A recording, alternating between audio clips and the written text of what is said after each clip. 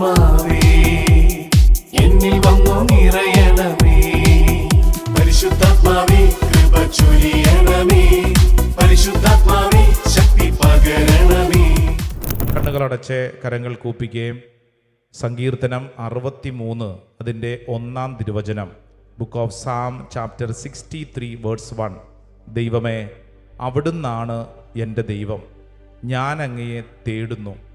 എൻ്റെ ആത്മാവ് അങ്ങേയ്ക്കായി ദാഹിക്കുന്നു.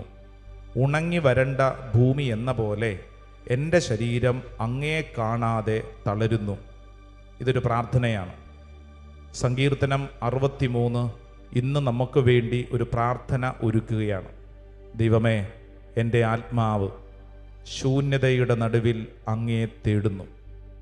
ഇപ്പോൾ പ്രാർത്ഥിച്ചുകൊണ്ടിരിക്കുന്ന ഓരോരുത്തരും, ഈ ശുശ്രൂഷയിൽ പങ്കെടുക്കുന്ന ഓരോരുത്തരും നമ്മുടെ ഉള്ളിലുള്ള എല്ലാ അവസ്ഥകളെയും സമർപ്പിച്ച് പ്രാർത്ഥിക്കുക. പ്രത്യേകിച്ച് വളരെ വലിയ ശൂന്യത, ഭാരം അനുഭവിക്കുന്നവരുണ്ട്. ആ ശൂന്യതയെ ഇപ്പോൾ സമർപ്പിക്കുക. എൻ്റെ ശൂന്യതയുടെ നടുവിൽ പരിശുദ്ധാത്മാവെ അത്ഭുതകരമായി പ്രവർത്തിക്കണമേ. ഇതൊരു പ്രാർത്ഥനയാണ്. ഈ ശുശ്രൂഷ സമയത്ത് നമ്മുടെ എല്ലാവരുടെയും ആഗ്രഹം, പല വിധത്തിൽ ശൂന്യതകൾ അനുഭവിക്കുന്ന നമ്മൾ, ഒരുപക്ഷെ കുടുംബത്തിലായിരിക്കും, വ്യക്തിബന്ധങ്ങളിലായിരിക്കും, വ്യക്തിപരമായ ജീവിതത്തിലായിരിക്കും. ഓ പാവനാത്മാവേ, ശൂന്യത നിറയുന്ന ഈ താഴ്വരയിൽ കർത്താവേ, നിന്റെ ആത്മാവിനെ വർഷിക്കണമേ. സങ്കീർത്തനം 63:1. ദൈവമേ, അവിടുന്നാണ് എൻ്റെ ദൈവം, ഞാൻ അങ്ങയെ തേടുന്നു. എൻ്റെ ആത്മാവ് അങ്ങേയ്ക്കായി ദാഹിക്കുന്നു. ഉണങ്ങി വരണ്ട ഭൂമി എന്ന പോലെ എൻ്റെ ശരീരം അങ്ങയെ കാണാതെ തളരുന്നു. നമ്മുടെ ഉള്ളിലുള്ള ഈ വലിയ ശൂന്യത ദൈവസ്നേഹം കൊണ്ട് നിറയപ്പെടാനാണ്. പ്രത്യേകിച്ച് നിങ്ങൾ പ്രാർത്ഥിക്കുമ്പോൾ നിങ്ങൾക്ക് ഏതെങ്കിലും വ്യക്തിബന്ധങ്ങളിൽ വല്ലാണ്ട് ശൂന്യത അനുഭവിക്കുന്നുണ്ടെങ്കിൽ പ്രാർത്ഥിക്കുക. ഒരുപക്ഷെ നിങ്ങൾ അത്രമേൽ ആരെയെങ്കിലുമൊക്കെ പരിഗണിച്ചു, സ്നേഹിച്ചു, നിങ്ങൾക്ക് ചെയ്യാവുന്നതെല്ലാം ചെയ്തു കൊടുത്തു, പക്ഷേ തിരിച്ച് ഒന്നും കിട്ടുന്നില്ല എന്ന് മാത്രമല്ല, തിരിച്ച് കിട്ടുന്നത് മുഴുവൻ നഷ്ടങ്ങൾ മാത്രം. കർത്താവേ, എൻ്റെ ഉള്ളിലുള്ള ശൂന്യതയെ സമർപ്പിച്ച് പ്രാർത്ഥിക്കുന്നു. പ്രതീക്ഷയ്ക്കനുസരിച്ച് ജീവിതം മുന്നോട്ട് നീങ്ങുന്നില്ല. ഒരുപക്ഷെ ചിലരുടെ ഉള്ളിൽ ആ ശൂന്യതയുടെ നടുവിൽ ആത്മഹത്യ ചിന്ത വരെ കടന്നു വരാം. എന്തിനാണ് ഈ ജീവിതം, ചത്താമതി എന്നൊക്കെ ചിന്തിക്കുന്ന ആത്മഹത്യ പ്രവണത തലയ്ക്കകത്ത് കയറിയിട്ടുണ്ടാവും. ദൈവമേ, ഈ ശുശ്രൂഷ സമയത്ത് ഞങ്ങൾ പ്രാർത്ഥിക്കുന്നു, അത്ഭുതകരമായൊരു കൃപ എൻ്റെ മേൽ ചുരിയണമേ. 2 കരങ്ങൾ നെഞ്ചോട് ചേർത്ത്, ശൂന്യത നിറയുന്ന താഴ്വരയിൽ, ജീവനില്ലാത്ത എൻ്റെ ജീവിതത്തിൽ ഓ പരിശുദ്ധാത്മാവേ, അത്ഭുതകരമായി പ്രവർത്തിക്കണമേ. ഈ ഗാനത്തിൻ്റെ വരികളോട് ചേർന്ന് നമുക്കും പ്രാർത്ഥിക്കാം. ഓ പാവനാത്മാവേ, ശൂന്യത നിറയുമീ താഴ്വരയിൽ, ജീവനില്ലാത്ത ജീവിതത്തിന്മേ വീശിടുക. വീണ്ടും ജീവനേകുക, വീണ്ടും ശക്തിയേകുക. പാവനാത്മാവേ, പാവനാത്മാവേ, നീ എന്നിൽ നിറഞ്ഞിടുക. ചേർന്ന് പാടിക്ക എല്ലാവരും. ഓ പാവനാത്മാവേ, ശൂന്യത നിറയുന്ന താഴ്വരയിൽ, ജീവനില്ലാത്ത എൻ ജീവിതത്തിന്മേൽ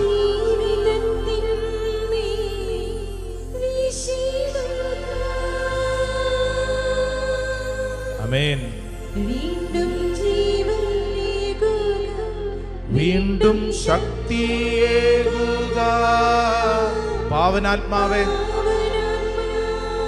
നീ എന്നിൽ.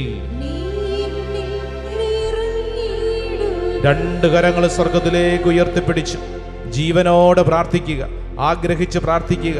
പ്രിയപ്പെട്ട ദൈവജനമേ, നിങ്ങൾ നിൽക്കുന്ന സ്ഥലങ്ങളിൽ, നിങ്ങൾ ആയിരിക്കുന്ന സ്ഥലങ്ങളിൽ എഴുന്നേറ്റ് നിന്ന് 2 കരങ്ങൾ ഉയർത്തിപ്പിടിച്ചോ. കണ്ണുകളടച്ച് ദാഹത്തോടെ പ്രാർത്ഥിക്കണം. പരിശുദ്ധാത്മാവേ, എൻ്റെ വ്യക്തി ജീവിതത്തിൽ വളരെ ശൂന്യത അനുഭവിക്കുന്ന അനേക മേഖലകളുണ്ട്, വളരെ ഭാരപ്പെടുന്ന അനേക വിഷയങ്ങളുണ്ട്. പരിശുദ്ധാത്മാവേ, എന്നിൽ പ്രവർത്തിക്കണമേ. കരങ്ങൾ ഉയർത്തി, സ്വരമുയർത്തി, ദാഹത്തോടെ എല്ലാവരും ഒന്ന് സ്തുതിച്ചൊന്ന് പ്രാർത്ഥിച്ചേ. പരിശുദ്ധാത്മാവേ എന്ന് വിളിച്ചൊന്ന് പ്രാർത്ഥിച്ചേ. നാവ് തുറന്ന് വിളിക്കട്ടെ, ഹൃദയം തുറന്ന് വിളിക്കട്ടെ. പരിശുദ്ധാത്മാവേ എന്ന് വിളിച്ച് പ്രാർത്ഥിക്കുന്നു. ഓ ദൈവത്തിൻ്റെ ആത്മാവേ, ശൂന്യത നിറയുന്ന ഈ താഴ്വര അനുഭവത്തിൽ ഈ ശുശ്രൂഷ സമയത്ത് ഞങ്ങളുടെ മേൽ അത്ഭുതകരമായിട്ട് പ്രവർത്തിക്കണമേ. ഒരു പുതിയ അഭിഷേകം നൽകണമേ, ഒരു പുതിയ ശക്തി നൽകണമേ. പരിശുദ്ധാത്മാവെ ഞങ്ങൾ ആഗ്രഹിക്കുന്നു, പ്രാർത്ഥിക്കുന്നു.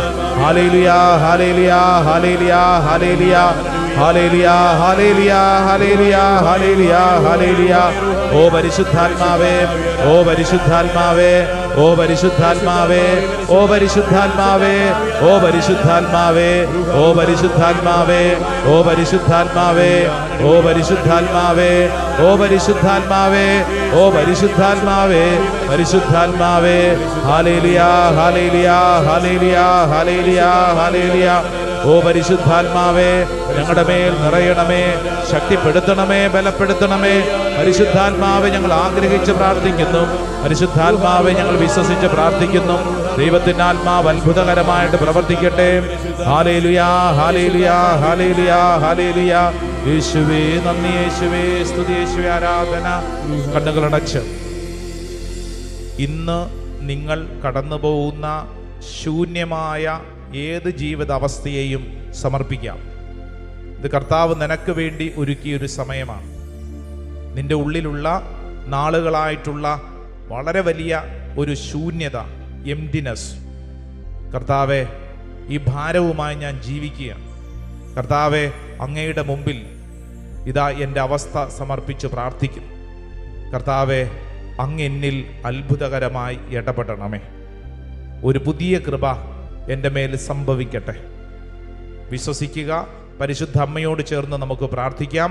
നന്മ നിറഞ്ഞ മറിയമേ സ്വസ്തി, കർത്താവ് അങ്ങയോട് കൂടെ സ്ത്രീകളിൽ അങ്ങ് അനുഗ്രഹിക്കപ്പെട്ടവളാവുന്നു. അങ്ങയുടെ ഉദരത്തിൻ ഫലമായി ഈശോ അനുഗ്രഹിക്കപ്പെട്ടവനാവുന്നു. പരിശുദ്ധ മറിയമേ തമ്പുരാന്റെ അമ്മേ, പാപികളായ ഞങ്ങൾക്ക് വേണ്ടി ഇപ്പോഴും ഞങ്ങളുടെ മരണസമയത്തും തമ്പുരാനോട് അപേക്ഷിക്കണമേ. ആമേൻ. ഈശോ മിശിഹായുടെ വാഗ്ദാനങ്ങൾക്ക് ഞങ്ങൾ യോഗ്യരാകുവാൻ സർവേശ്വരന്റെ പരിശുദ്ധ മാതാവേ, ഞങ്ങൾക്ക് വേണ്ടി കണ്ണു തുറന്ന് കരങ്ങൾ കൂപ്പി അൾത്താരിലേക്ക് നോക്കി പറഞ്ഞ് ഈശോ മിശിഹായ്ക്ക് സ്തുതിയായിരിക്കട്ടെ. അടുത്ത് നിൽക്കുന്നവർക്കൊക്കെ പുഞ്ചിരിച്ചൊരു സ്തുതി കൊടുത്താലോ?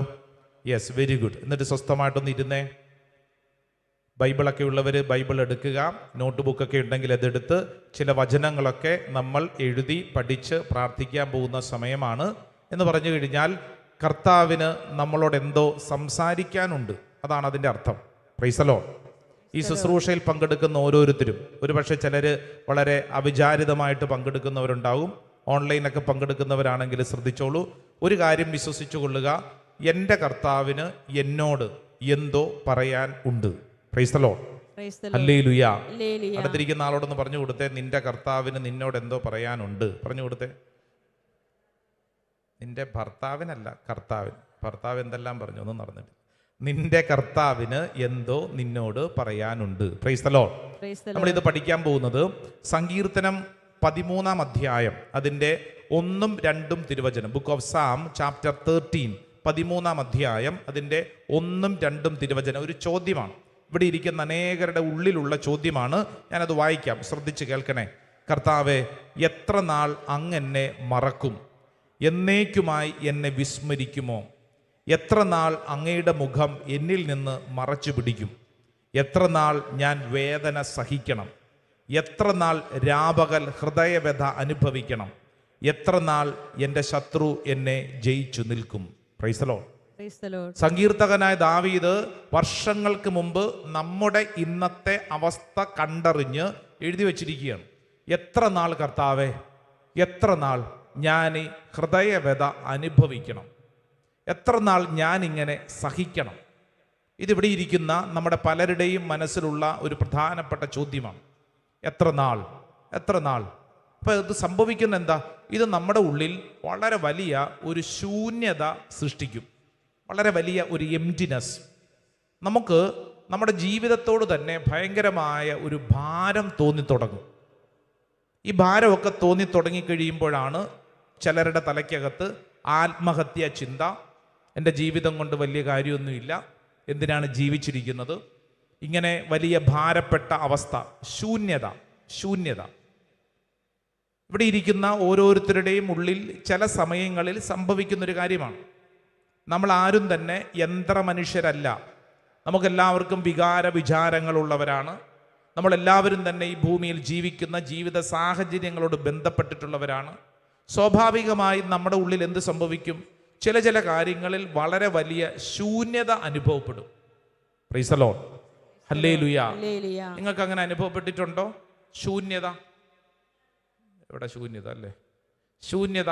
നമുക്കിങ്ങനെ തോന്നും, എന്നതാ ഈ ജീവിതം, ഈ ജീവിതം കൊണ്ട് എന്ത് കാര്യമൊന്നും ഇല്ലെന്നേ, ഇത്ര ഇങ്ങനെ കഷ്ടപ്പെടുക, ഭാരപ്പെടുക, പ്രതീക്ഷിക്കുന്ന പോലെ ഒന്നും നടക്കുന്നില്ല, ഭയങ്കര ശൂന്യത തോന്നും.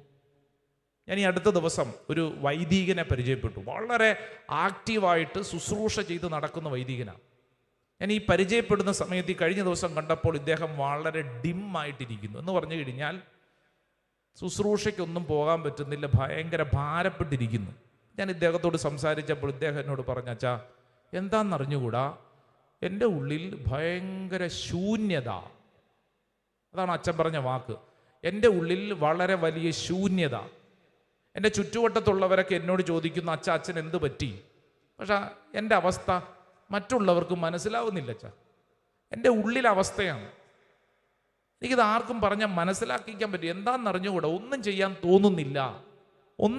തോന്നുന്നില്ല. ഭയങ്കര ഒരു ഡ്രൈനസ്, ശൂന്യമായ അവസ്ഥ. പ്രത്യേകിച്ച് കാരണമൊന്നും ഞാൻ ചിന്തിച്ചിട്ടും കാണുന്നില്ല. പക്ഷേ എനിക്ക് എന്താണെന്നറിഞ്ഞുകൂടാ, ഒന്നും ചെയ്യാൻ തോന്നുന്നില്ല. മുറി തന്നെ ഇങ്ങനെ ഇരിപ്പാ. പുറത്തോട്ടിറങ്ങാൻ തോന്നുന്നില്ല, ഭക്ഷണം കഴിക്കാൻ തോന്നുന്നില്ല, ആരോട് സംസാരിക്കാൻ തോന്നുന്നില്ല. മൊത്തത്തിൽ ഭയങ്കര ഒരു ശൂന്യത. ഞാനിത് പറഞ്ഞത് ഒരു വൈദികന്റെ ജീവിതത്തിൽ എന്ന് പറയുമ്പോൾ അത്രമേൽ വളരെ തീഷ്ണതയോടുകൂടെ ഓടി നടക്കുന്ന ഒരു വൈദികന്റെ ജീവിതത്തെക്കുറിച്ച് പറയുമ്പോൾ നമ്മൾ ശ്രദ്ധിക്കേണ്ടത്, സാധാരണപ്പെട്ട ജീവിതത്തിൽ ഇത് സാധാരണമായിട്ട് തന്നെ കാണുന്നു. കഴിഞ്ഞിടയ്ക്ക് ധ്യാനത്തിന് വന്ന ഒരു ചെറുപ്പക്കാരൻ പറഞ്ഞത്, അച്ഛാ എൻ്റെ തലയ്ക്കകത്ത് ആത്മഹത്യ ചിന്തയാണ്. ചോദിച്ചു വന്നപ്പോഴത്തേക്ക് ഇദ്ദേഹം പറഞ്ഞു ഉത്തരം ഇത് തന്നെയാണ്. എനിക്ക് അച്ഛാ എന്താണെന്നറിഞ്ഞുകൂടെ, എന്തിനാ ജീവിക്കണേ, എന്ത് ചെയ്യാനാണ്, ഞാൻ വിചാരിച്ച പോലെയൊന്നും ജീവിതം നടന്നില്ല. മൊത്തത്തിൽ വലിയൊരു ഭാരം, ഒരു ശൂന്യത. മറ്റൊരു പെൺകുട്ടിയെ ഈ അടുത്ത നാളുകൾ പരിചയപ്പെട്ടപ്പോൾ ഇവൾ പറഞ്ഞതും ഈ സമാനമായ ഒരു ഉത്തരമാണ്. അപ്പോൾ അവൾ പള്ളിയിൽ പോക്കും പ്രാർത്ഥനയൊക്കെ നിർത്തി വളരെ ആക്റ്റീവായിട്ട് ജീവിച്ചുകൊണ്ടിരുന്നതാണ്. ഇപ്പോഴത്തെ പ്രശ്നം, ഇവൾ ഒരു ചെറുപ്പക്കാരനെ സ്നേഹിച്ചു, ആ സ്നേഹബന്ധം തകർന്നുപോയി. അതിനുശേഷം ഇവളുടെ ഉള്ളിൽ വളരെ ഭാരമാണ്. ഇനി ആരെയും എനിക്ക് വിശ്വസിക്കാൻ പറ്റില്ല, ഇനി എനിക്കൊരു ജീവിതമുണ്ടോ, ആരെന്നെ മനസ്സിലാക്കും, 100,000 ചോദ്യങ്ങൾ തലയ്ക്കകത്തിരിക്കുകയാണ്. അപ്പോൾ ഞാൻ പറഞ്ഞു വരുന്നത്, ഇത് മനുഷ്യ സാധാരണമായി നമ്മുടെ എല്ലാവരുടെയും ജീവിതത്തിൽ സംഭവിക്കുന്ന ഒരു കാര്യമാണ്. അല്ലാതെ ഇത് ഏതെങ്കിലും തെറ്റ് ചെയ്തവർക്ക് അല്ലെങ്കിൽ പാപ അവസ്ഥയിലൂടെ പോകുന്നവർക്ക് സംഭവിക്കുന്ന ഒരു കാര്യത്തെക്കുറിച്ചല്ല, മറിച്ച് ജീവിതത്തിൻ്റെ വളരെ സാധാരണപ്പെട്ട ഒരു നിലപാടാണ് ഏത്? വളരെ വലിയ ശൂന്യത. സങ്കീർത്തകനായ ദാവീദ് സങ്കീർത്തനം 13 ചോദിക്കുന്ന ചോദ്യം അതാണ്. എൻ്റെ കൂടെ ഒന്ന് ഏറ്റു പറയണേ, ഒച്ചത്തിൽ പറഞ്ഞ കർത്താവേ, ഒച്ചത്തിൽ പറഞ്ഞ കർത്താവേ, എത്ര നാൾ അങ്ങെന്നെ മറക്കും, എന്നേക്കുമായി എന്നെ വിസ്മരിക്കുമോ? എത്ര നാൾ അങ്ങയുടെ മുഖം എന്നിൽ നിന്ന് മറച്ചു പിടിക്കും? എത്ര നാൾ ഞാൻ വേദന സഹിക്കണം? എത്ര നാൾ രാപകൽ ഹൃദയവ്യഥ അനുഭവിക്കണം? എത്ര നാൾ എന്റെ ശത്രു എന്നെ ജയിച്ചു നിൽക്കും? ഹല്ലേലൂയ. എന്നിട്ട് ഈ സങ്കീർത്തകൻ ഈ ചോദ്യം ചോദിച്ച് ചോദ്യത്തിൽ മാത്രം നിർത്തുകയല്ല, അവിടെയാണ് നമ്മൾ ശ്രദ്ധിക്കേണ്ടത്. ഭാരപ്പെട്ടിരിക്കുന്ന ശൂന്യമായ അവസ്ഥയിലിരിക്കുന്ന ഓരോ വ്യക്തിയും തിരിച്ചറിയുക, ചോദ്യത്തിൽ മാത്രമല്ല, ചോദ്യത്തിന് ഉത്തരമുണ്ട്.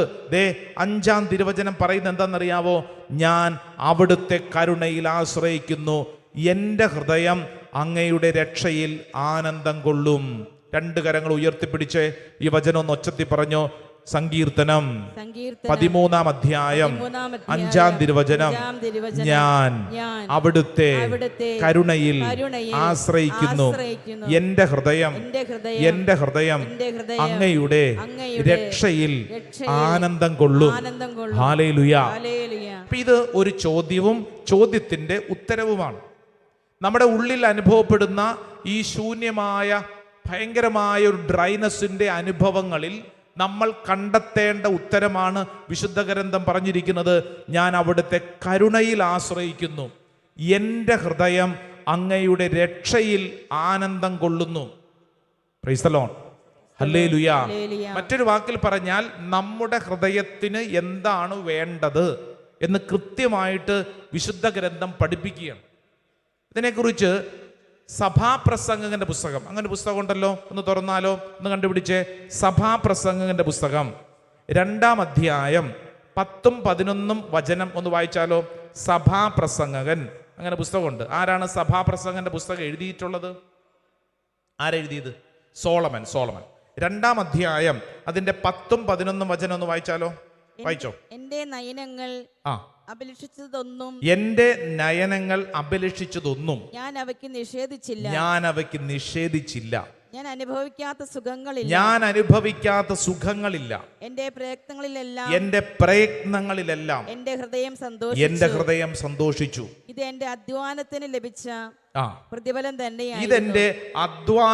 ലഭിച്ച പ്രതിഫലം തന്നെയായിരുന്നു. ഹല്ലേലൂയ. ഈ വചനം ഒന്ന് ഏറ്റു പറഞ്ഞേ. സോളമൻ രാജാവ് പറയുവാണ്, നമ്മുടെയൊക്കെ പലരുടെയും ഒരു പ്രതീകം പോലെ അതിന് മനസ്സിലാക്കിക്കൊള്ളണം. ഒന്ന് വായിച്ചാൽ ഒച്ചത്തിൽ വായിക്കാം, എന്റെ കൂടെ പറയണം. എന്റെ നയനങ്ങൾ അഭിലഷിച്ചതൊന്നും ഞാൻ അവയ്ക്ക് നിഷേധിച്ചില്ല. ഞാൻ അനുഭവിക്കാത്ത സുഖങ്ങളില്ല. എന്റെ പ്രയത്നങ്ങളിലെല്ലാം എന്റെ ഹൃദയം സന്തോഷിച്ചു. ഇതെന്റെ അധ്വാനത്തിന് ലഭിച്ച പ്രതിഫലം തന്നെയായിരുന്നു. സോളമൻ രാജാവ് പറയുവാണ്, ദേ എന്റെ നയനങ്ങൾ, ഞാൻ കണ്ണിൽ കണ്ടതെല്ലാം ആസ്വദിച്ചു. ഒരു മനുഷ്യന്റെ ജീവിതത്തിലെ ഏറ്റവും വലിയ സന്തോഷം അതല്ലേ? അതായത് ഞാൻ ഇങ്ങനെ ആഗ്രഹിക്കുവാണ്, എനിക്ക് ഇന്നത് വേണം, ദേ അത് ഞാൻ ആസ്വദിച്ചു, എനിക്ക് ഇന്നത് കിട്ടണം എന്ന് പറഞ്ഞു കഴിഞ്ഞാൽ ഒരു മനുഷ്യന്റെ ജീവിതത്തിൽ അവന് കിട്ടാവുന്നതും ചെയ്യാവുന്നതും എല്ലാം ചെയ്തു. ഇതെല്ലാം ചെയ്തു കഴിഞ്ഞു എന്ന് പറഞ്ഞു കഴിഞ്ഞാൽ സമ്പൂർണ്ണ തൃപ്തി. ഇപ്പൊ ഇവിടെ ഇരിക്കുന്ന നമ്മുടെ പ്രശ്നം എന്താ? നമ്മൾ ആഗ്രഹിച്ച് നമുക്ക് കിട്ടുന്നില്ല, നമ്മൾ വിചാരിക്കുന്ന പോലെ കാര്യം നടക്കുന്നില്ല. പക്ഷെ അങ്ങനെയല്ല. സോളമൻ രാജാവ് പറയുവാണ്, എനിക്ക് ആഗ്രഹിച്ചതെല്ലാം എനിക്ക് കിട്ടി. എൻ്റെ നയനങ്ങൾ ആഗ്രഹിച്ചതൊന്നും, എൻ്റെ കണ്ണുകൾ ആഗ്രഹിച്ചതൊന്നും ഞാൻ അതിന് കൊടുക്കാതിരുന്നിട്ടല്ല, എല്ലാം എനിക്ക് കിട്ടി. ഹല്ലേലൂയാ. ഇങ്ങനെ പറഞ്ഞു നിർത്തിയിട്ട് അടുത്ത വചനം ശ്രദ്ധിച്ചോണേ. 11-ാം തിരുവചനം. പിന്നെ ഞാൻ ഉണ്ടാക്കിയവയെയും അതിനു വേണ്ടി ചെയ്ത അധ്വാനത്തെയും ഞാൻ നിരൂപണം ചെയ്തു. നിരൂപണം ചെയ്യുക എന്ന് പറഞ്ഞാൽ എന്താ അർത്ഥം? ഞാൻ ചിന്തിച്ചു, ഞാൻ അതിനൊന്നും കൂടെ ചിന്തിച്ചു. ഞാൻ ഈ കണ്ടതും ചെയ്തതും എല്ലാത്തിനെയും ഞാൻ ഒന്നും കൂടെ ചിന്തിച്ചു. അപ്പോൾ ഒരു കാര്യം മനസ്സിലായി, ഞാൻ അതിനു വേണ്ടി ചെയ്ത അധ്വാനത്തെ ഞാൻ നിരൂപണം ചെയ്തു. എല്ലാം മിഥ്യയും പാഴ്വേലയുമായിരുന്നു. സൂര്യന് കീഴെ ഒരു നേട്ടവുമില്ലെന്ന് എനിക്ക് ബോധ്യപ്പെട്ടു. Praise the Lord. സോളമൻ രാജാവ് പറയുവാണ്, ഞാൻ കണ്ണിൽ കണ്ടതെല്ലാം ഞാൻ ആസ്വദിച്ചു. പക്ഷേ ഒരു കാര്യം ഞാൻ മനസ്സിലായി, സൂര്യന് കീഴെ ഞാൻ എന്തെല്ലാം നേടിയോ, ഞാൻ എന്തെല്ലാം ചെയ്തോ, അതെല്ലാം ശൂന്യമാണ്, അതെല്ലാം മായയാണ്, അതെല്ലാം നഷ്ടമാണ്. ഹല്ലേലൂയാ. ഇത് വായിച്ചുകൊണ്ടിരിക്കുമ്പോൾ കേട്ടുകൊണ്ടിരിക്കുമ്പോൾ ചിലർക്ക് തോന്നും ഇതൊക്കെ ബൈബിളിൽ എഴുതി വെച്ചിട്ടുണ്ട്, പക്ഷെ എൻ്റെ ജീവിതത്തിൽ എന്താണ്? നമ്മുടെ ജീവിതത്തിലെ കാര്യമാണെന്ന്. നിങ്ങൾ ഇതിനെ കൃത്യമായിട്ട് ജീവിതത്തോട്ട് അപ്ലൈ ചെയ്തു നോക്കൂ. ജീവിതത്തിൽ ദൈവത്തിൻ്റെ ആത്മാവ് നമ്മളെ പഠിപ്പിക്കുകയാണ്. അതാണ് സഭാപ്രസംഗന്റെ പുസ്തകം 1-ാം അധ്യായം അതിന്റെ 2-ാം തിരുവചനം വായിച്ചേ. 2-ാം തിരുവചനം 1-ാം അധ്യായം 2-ാം തിരുവചനം. മിഥ്യകളിൽ മിഥ്യ, സകലതും മിഥ്യ, മിഥ്യകളിൽ മിഥ്യ. കണ്ടോ? 1-ാം അധ്യായം 14-ാം തിരുവചനം ഒന്ന് വായിച്ചേ. 14. സൂര്യന് കീഴെ നടക്കുന്ന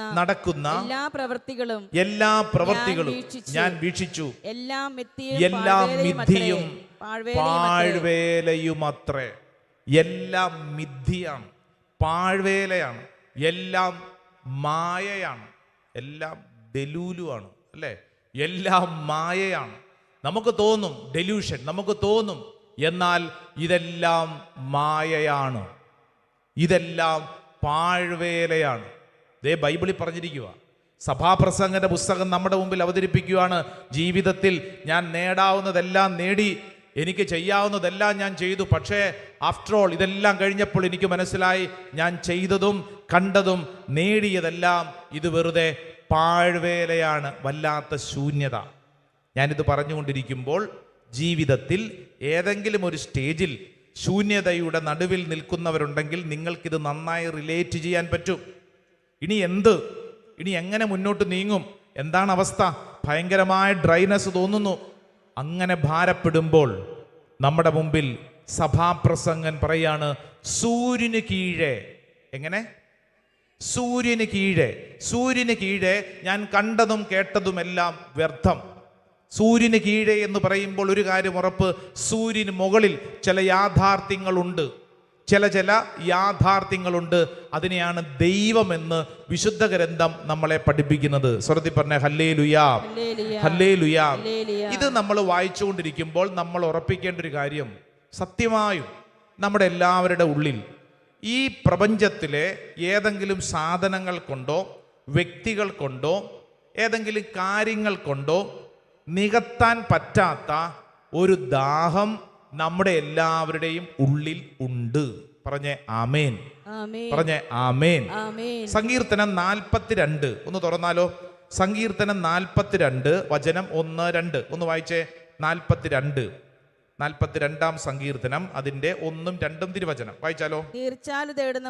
നീർച്ചാൽ തേടുന്ന മാൻപേടയെ പോലെ ദൈവമേ എന്റെ ഹൃദയം അങ്ങയെ തേടുന്നു. കണ്ടോ?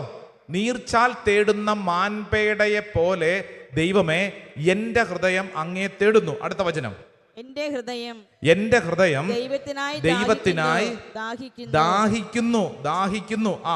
ജീവിക്കുന്ന ദൈവത്തിന് വേണ്ടി തന്നെ. അടുത്ത വചനം, എപ്പോഴാണ് എനിക്ക് ദൈവസന്നിധിയിലെത്തി അവിടുത്തെ കാണാൻ കഴിയുക. ഹല്ലേലൂയാ, ഹല്ലേലൂയാ എന്ന് പറഞ്ഞു കഴിഞ്ഞാൽ, ദൈവമേ എൻ്റെ ഹൃദയത്തിൽ എനിക്ക് ഒരു ശൂന്യത ഉണ്ട്. അതുകൊണ്ടാണ് വചനം പറയുന്നത്, നീർച്ചാൽ തേടുന്ന മാൻപേടയെ പോലെ ദൈവമേ എൻ്റെ ഹൃദയം അങ്ങയെ തേടുന്നു. Always there is an emptiness. നിങ്ങൾക്ക് എന്തെല്ലാം കൊണ്ട് നിറച്ചാലും നിറയ്ക്കാൻ പറ്റാത്ത ഒരു ശൂന്യത നിന്റെ എൻ്റെ ഹൃദയത്തിൽ ഉണ്ട്. ഒരു ശൂന്യത ഉണ്ട്. അത് നമ്മൾ അംഗീകരിക്കണം. അടുത്തിരിക്കുന്ന ആളോട് പറഞ്ഞ്, ഒരു ശൂന്യത നിന്റെ ഉള്ളിലുണ്ട്, അത് നീ അംഗീകരിക്കണം. പറഞ്ഞോ? എന്തു പറഞ്ഞു? ഒന്നും പറഞ്ഞില്ല. കൊള്ളാം. നിന്റെ ഉള്ളിൽ ഒരു ശൂന്യമായ ഒരു അവസ്ഥയുണ്ടെന്ന്. നമുക്ക് എന്തെല്ലാം സാധനങ്ങൾ കൊണ്ടല്ലേ. ഇപ്പം നമ്മൾ ചില പിള്ളേരെ കണ്ടിട്ടില്ല, അവർക്ക് കുറേ ഐസ്ക്രീം അത് കഴിച്ചു, അത് കഴിയുമ്പോൾ കുറേ അത് കഴിച്ചു, പ്രശ്നം തീരുമോ? ഇല്ലെന്ന്. എപ്പോഴും നമ്മുടെ ഉള്ളിൽ ഇതിനു വേണ്ടിയുള്ളൊരു ദാഹമുണ്ട്. വിശുദ്ധ ഗ്രന്ഥം പറയുന്നു, അത് നിന്റെ ഹൃദയത്തിൻ്റെ ദാഹമാണ്.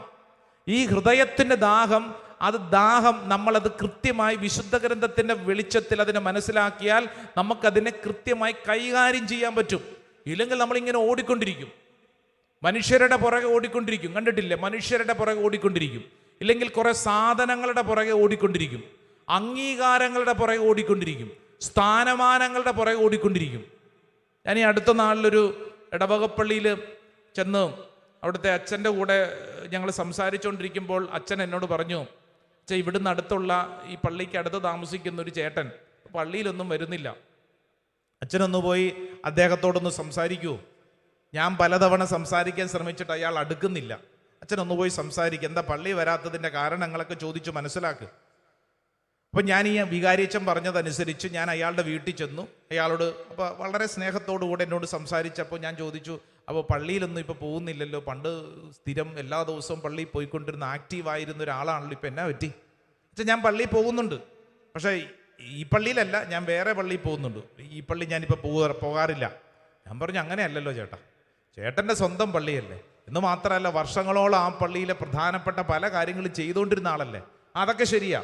പക്ഷെ ഞാൻ ഇപ്പോഴുണ്ടല്ലോ ആ പള്ളിയിൽ പോകുന്നില്ല, ഞാൻ വേറെ പള്ളിയിലാണ് പോകുന്നത്.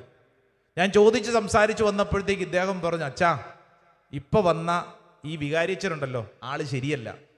ഞാൻ പറഞ്ഞതെന്താ അങ്ങനെ? ആ വികാരിച്ചൻ വന്ന് 2 ആഴ്ച കഴിയുന്നതിന് മുമ്പ് പൊതുയോഗം വിളിച്ചു കൂട്ടി ദേ പള്ളിയിൽ പുതിയ ട്രസ്റ്റി, പുതിയ കമ്മിറ്റിക്കാരെ തിരഞ്ഞെടുത്തു, എന്നെ പുറത്താക്കി. കഴിഞ്ഞ 12 വർഷമായിട്ട് ഞാൻ ആ പള്ളിയിലെ ട്രസ്റ്റി, എന്നെ പുറത്താക്കി. എന്നിട്ട് പുതിയ ആളുകളെ തിരഞ്ഞെടുത്തു. ശരിയാണോ? അല്ല ശരിയാണോ? എന്നിട്ട് ഈ ചേട്ടൻ എന്നോട് പറയാ, എന്നെ പുറത്താക്കിയ പള്ളിയിൽ ഇനി ഞാൻ പോകുന്നില്ല. ഞാൻ പറഞ്ഞു, ചേട്ടാ അതൊരു സ്ഥാനമല്ലേ, 12 വർഷം ഇരുന്നല്ലോ, ഇനി പുതിയ ആളുകൾ. അതെന്നെ അപമാനിക്കുന്നതിന് തുല്യമാണ്. എന്നെ അപമാനിക്കുന്നു. ഞാൻ ഇനി പള്ളി പോകുന്നില്ല. അപ്പം എൻ്റെ ചോദ്യം, ഇത്രയും നാൾ ഇയാൾ എന്തിനാണ് പള്ളി പോയിക്കൊണ്ടിരുന്നത്? പറ ചേട്ടാ, എന്തിനാ പോയിക്കൊണ്ടിരുന്നത്? സ്ഥാനം കിട്ടാൻ. ഞാനാണ് പള്ളിയിലെ ആള്. സ്ഥാനം പോയപ്പോൾ പള്ളി തീർന്നു. കാര്യം മനസ്സിലാവുന്നുണ്ടോ? ഓരോരുത്തരും ഉള്ളിൻ്റെ ഉള്ളിൽ പല പല കാര്യങ്ങളും ചിന്തിക്കുന്നുണ്ട്. ഇത് ഞങ്ങളുടെ ഇടവകയിൽ ആ ചേട്ടനെ കുറിച്ചാണോ? ആണെങ്കിൽ വെച്ചോ. ദേ ഇങ്ങനെ പല പല മേഖലകളുണ്ട്. വേറൊരു പള്ളിയിലെ കേസ് വളരെ രസകരമായിരുന്നു. ആ പള്ളിയിൽ പുതിയതായിട്ട് വന്ന കൊച്ചച്ഛൻ, വികാരിയച്ഛൻ കൊച്ചച്ഛനെ പാട്ട് സംഘത്തെ ഏൽപ്പിച്ചിരിക്കുക. പാട്ടുകാരുടെ കാര്യം ക്രമീകരിക്കുക. അപ്പോൾ അത് ക്രമീകരിച്ചപ്പോഴത്തേക്കാണ് ആ അച്ഛൻ എന്ത് ചെയ്തു? ആ അച്ഛനും പാട്ടുകാരനാണ്. അവിടെ കുറേ പാട്ടുകാരുണ്ട്. അവരെ പല പല ഗ്രൂപ്പായിട്ട് തിരിച്ചു. അപ്പോൾ ഇത്രയും വർഷങ്ങളായി സ്ഥിരമായി പാടിക്കൊണ്ടിരുന്ന കുറച്ച് പാട്ടുകാരുടെ ഹൃദയം നൊന്തു. ശൂന്യത. പുതിയ ഗ്രൂപ്പിനെ തിരഞ്ഞെടുത്തു. അപ്പോൾ ഇത്രയും നാളും പാടിക്കൊണ്ടിരുന്നവർ പാട്ട് പരിപാടിയിൽ നിന്ന് പുറകോട്ട് മാറി. ഇപ്പം പള്ളി വരുന്നില്ല, പ്രാർത്ഥനയൊക്കെ നിർത്തി. അപ്പം ഞാൻ ഇവരെ കണ്ട് സംസാരിച്ചപ്പോൾ ഇവർ പറഞ്ഞു, ഞങ്ങളെ അവഗണിച്ചു. അപ്പോൾ ഇത്രയും നാൾ ഇവരെന്തിനാ പള്ളി വന്നുകൊണ്ടിരുന്നത്? പറ. ആ പാട്ടില്ലെങ്കിൽ, പെർഫോമൻസ് ഇല്ലെങ്കിൽ പള്ളിയില്ല, പ്രാർത്ഥനയില്ല. ഈ ഭൂമിയിൽ നിങ്ങളിത് ശ്രദ്ധിച്ചോളൂ. നിങ്ങൾ ഈ ഭൂമിയിൽ ഏത് സാധനമാവട്ടെ, സ്ഥാനമാനങ്ങളാവട്ടെ, അംഗീകാരമാവട്ടെ, ഏത് കാര്യവും ഇന്നല്ലെങ്കിൽ നാളെ നിന്റെ കയ്യിൽ നഷ്ടപ്പെടും. നമ്മൾ ഉറപ്പിച്ചിരിക്കണം. ഹല്ലേലൂയ. ഏത് കാര്യവും നമ്മൾ നേടിയെടുക്കുന്നു എന്ന് കരുതുന്ന ഏത് കാര്യവും ഇന്നല്ലെങ്കിൽ നാളെ നമ്മുടെ കയ്യിൽ നഷ്ടപ്പെടും. നമ്മൾ ഇതെല്ലാം പിടിച്ചോണ്ടിരിക്കാൻ പോകുന്നവരല്ല. മറിച്ച് ഇന്നല്ലെങ്കിൽ നാളെ ഏത് തരത്തിലുള്ള ജീവിതാവസ്ഥയാണെങ്കിലും ഇതെല്ലാം നഷ്ടപ്പെടും. ആത്യന്തികമായി ഒരു മനുഷ്യന്റെ ഉള്ളിൽ വേണ്ട ജ്ഞാനമെന്ന് പറയുന്ന, ദൈവമേ നിന്റെ സ്നേഹം കൊണ്ട് എന്നെ നിറയ്ക്കണം. ഈ ദാഹം, ഉള്ളിലുള്ള ദാഹം, അതുകൊണ്ട് മാത്രമേ നിറയപ്പെടുകയുള്ളൂ. യോഹന്നാന്റെ സുവിശേഷം 7-ാം അധ്യായം 37-ാം തിരുവചനം പരിചയമുള്ള ഒരു വചനാണല്ലോ. ഒന്ന് വായിച്ചാലോ?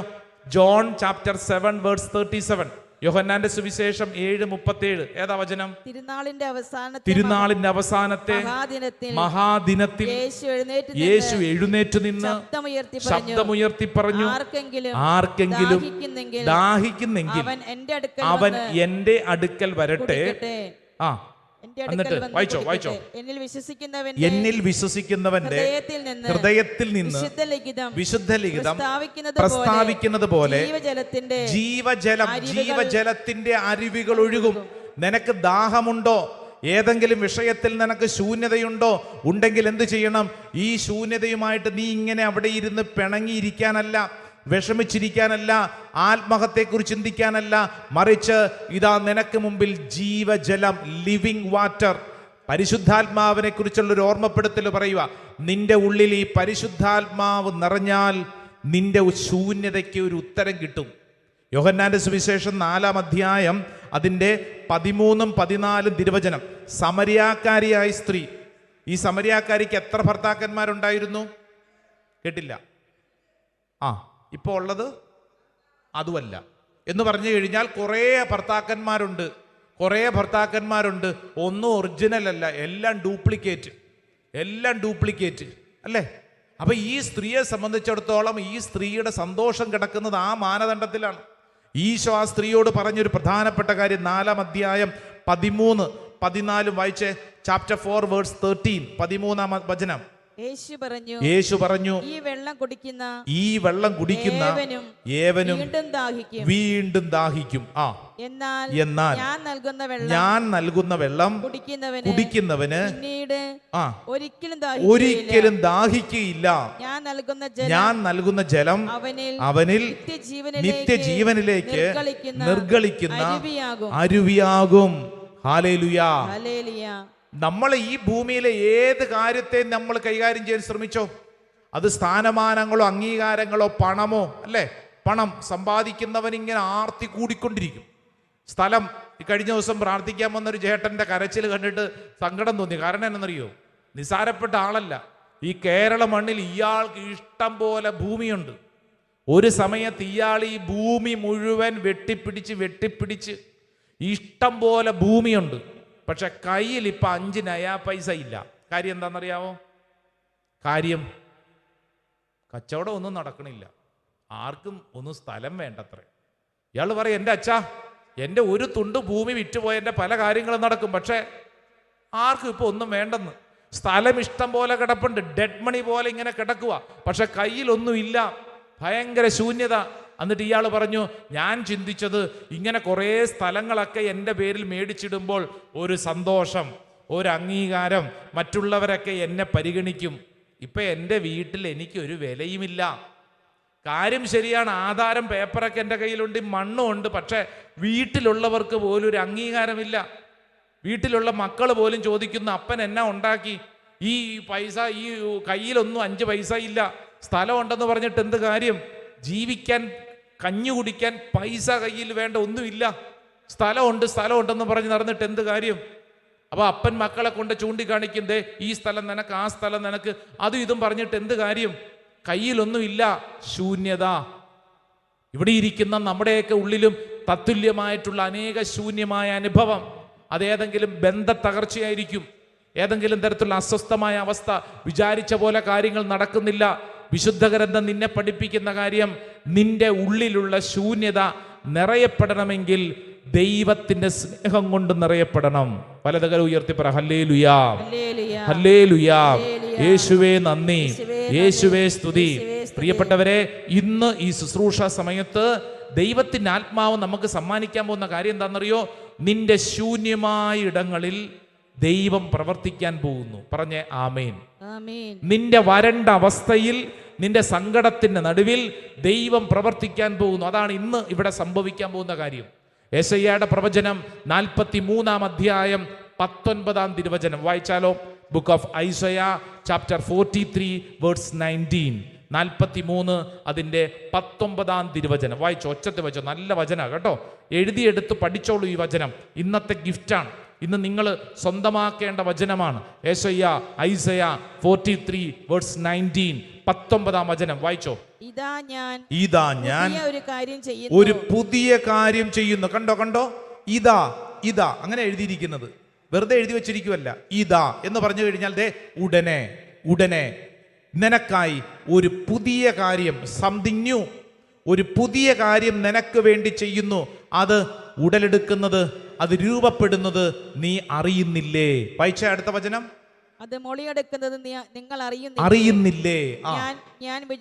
ഞാൻ വിജനദേശത്ത് ഒരു പാതയും മരുഭൂമിയിൽ നദികളും ഉണ്ടാക്കും. കണ്ടോ, ഇറ്റ് ഈസ് അഷറൻസ്. ഇതൊരു ഉറപ്പാണ്.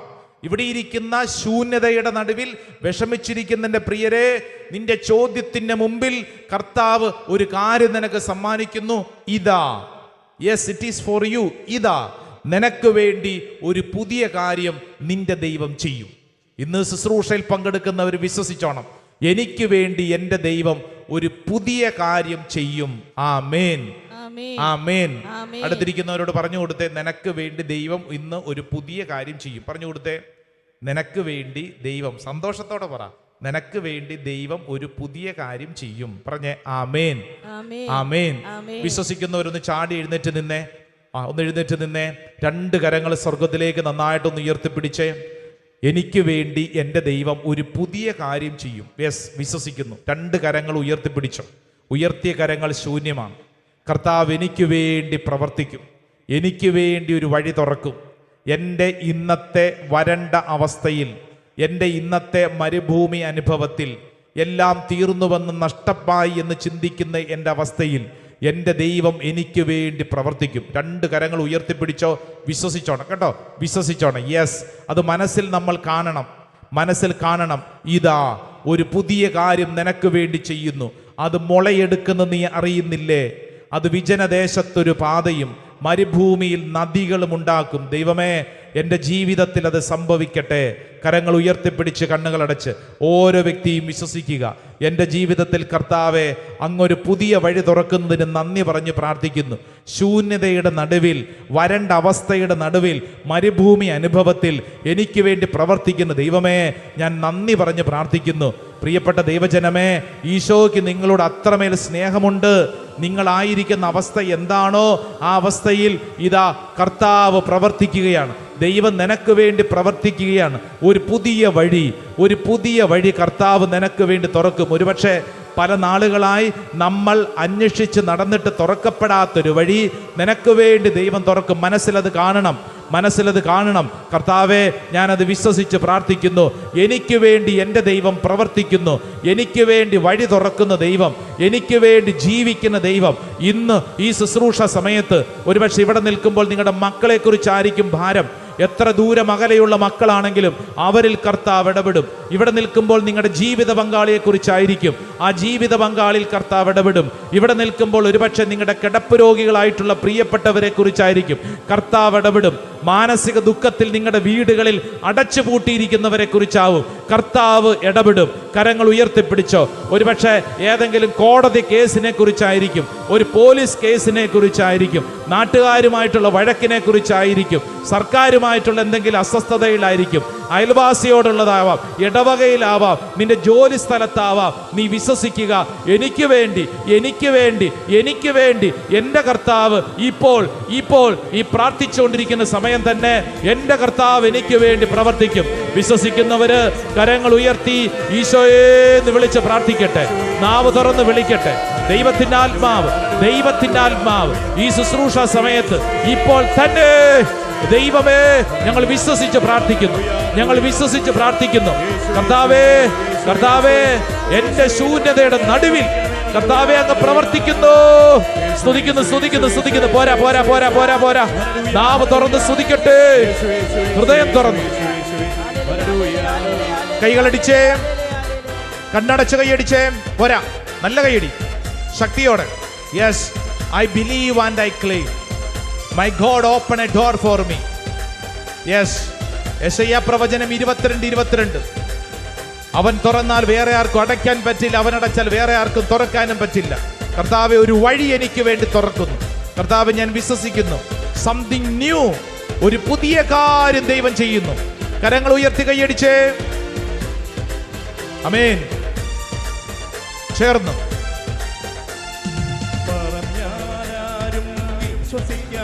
ആമേൻ. പ്രവൃത്തിയും ദൈവം ചെയ്യാൻ പോകുന്നു. കേട്ടാലാരും സമ്മതിക്കാത്ത പ്രവൃത്തിയും നാദം ചെയ്യാൻ. ചേർന്ന് പാടിയാലോ? പറഞ്ഞാലാരും. ആമേൻ. കേട്ടാലാരും. ആമേൻ. സംഭവിക്കട്ടെ.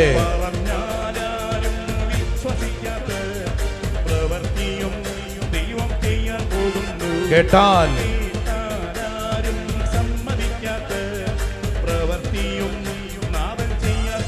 സംഭവിക്കുന്നു.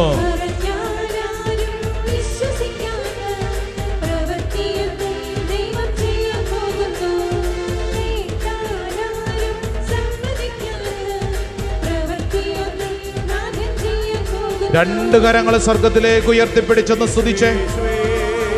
ജോയൽ പ്രവചനം 2:25. നിന്റെ ജീവിതത്തിൽ നഷ്ടമായ അവസരങ്ങളും വർഷങ്ങളും ബന്ധങ്ങളും സന്തോഷങ്ങളും ദൈവം നിനക്ക് പുനഃസ്ഥാപിക്കും. എഫേസസ് ലേഖനം 2:10. നിന്റെ ജീവിതത്തിൽ കർത്താവ് ഇടപെടട്ടെ. ഈ ഭൂമിയിൽ ആരും എന്നെ സ്നേഹിക്കുന്നില്ല എന്നുള്ള ദുഃഖത്തിന്റെ നടുവിൽ, എന്നെ ആരും അംഗീകരിക്കുന്നില്ല എന്നുള്ള ശൂന്യതയുടെ നടുവിൽ, എൻ്റെ ജീവിതത്തിന് അർത്ഥമില്ല എന്ന് ഞാൻ ചിന്തിക്കുന്നതിൻ്റെ നടുവിൽ, ഞാനൊന്നും നേടിയിട്ടില്ല എന്ന് ചിന്തിക്കുന്നതിൻ്റെ നടുവിൽ, കർത്താവ്, ഞാൻ വിശ്വസിച്ച് പ്രാർത്ഥിക്കുന്നു. മത്തായി സുവിശേഷം 28:20.